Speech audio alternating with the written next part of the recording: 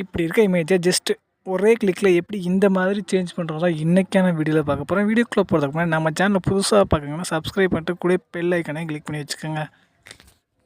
இந்த ஆப்பில் தான் நம்ம வந்து எடிட் பண்ண போகிறோம். இந்த ஆப் உங்களுக்கு வேணும்னா நம்மளோட கமெண்ட்டில் பார்த்தீங்கன்னா டெலிகிராம் லிங்க் இருக்குது. அதை கிளிக் பண்ணி நம்மளோட டெலிகிராம் சேனலில் ஜாயின் பண்ணிங்கன்னா உங்களுக்கு டெலிகிராமில் கொடுத்துருப்பேன். அதை கிளிக் பண்ணி நீங்கள் டவுன்லோட் பண்ணிக்கோங்க. நெக்ஸ்ட் இந்த ஆப் வந்து ஓப்பன் பண்ணிக்கோங்க. அதில் பார்த்தீங்கன்னா கீழே எடிட்னு இருக்கும், அதை கிளிக் பண்ணுங்கள். அதை கிளிக் பண்ணிங்கன்னா உங்களுக்கு இந்த மாதிரி பேஜ் ஒன்று ஓப்பன் ஆகும். இதில் பார்த்தீங்கன்னா நீங்கள் எடிட் பண்ணணும்னு நினைக்கிறேன் உங்களுடைய ஃபோட்டோ வந்து ஃபஸ்ட்டு செலக்ட் பண்ணுங்கள். நான் பார்த்தீங்கன்னா எக்ஸாம்பிளுக்கு இந்த ஒரு ஃபோட்டோ வந்து செலக்ட் பண்ணிக்கிறேன். செலக்ட் பண்ணிட்டு என்ன பண்ணுறீங்கன்னா கீழே பார்த்தீங்கன்னா அட்ஜஸ்ட்னு ஒரு ஆப்ஷன் இருக்கும், அதை கிளிக் பண்ணுங்கள். அதை கிளிக் பண்ணிட்டு கீழே பார்த்தீங்கன்னா அதே மாதிரி கிராப்னு ஒரு ஆப்ஷன் இருக்கும், அதை கிளிக் பண்ணுங்கள்.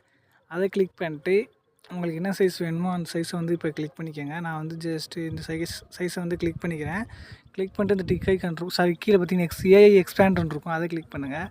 அதை கிளிக் பண்ணிட்டு இந்த இமேஜை கிளிக் பண்ணி லைட்டாக மேலே நகர்த்திடுங்க. நகர்த்திட்டு இந்த மாதிரி நீங்கள் அட்ஜஸ்ட் பண்ணிக்கோங்க. அட்ஜஸ்ட் பண்ணிட்டு என்ன பண்ணுறீங்கன்னா அட்ஜஸ்ட் பண்ணிட்டு உங்களுக்கு ஃபேண்ட் தெரிஞ்சால் கீழே வந்து டைப் பண்ணிக்கோங்க. அப்படி தெரியலனா கீழே பார்த்தீங்கன்னா ஜென்ரேட்னு ஒரு ஆப்ஷன் இருக்கும், அதை கிளிக் பண்ணுங்கள்.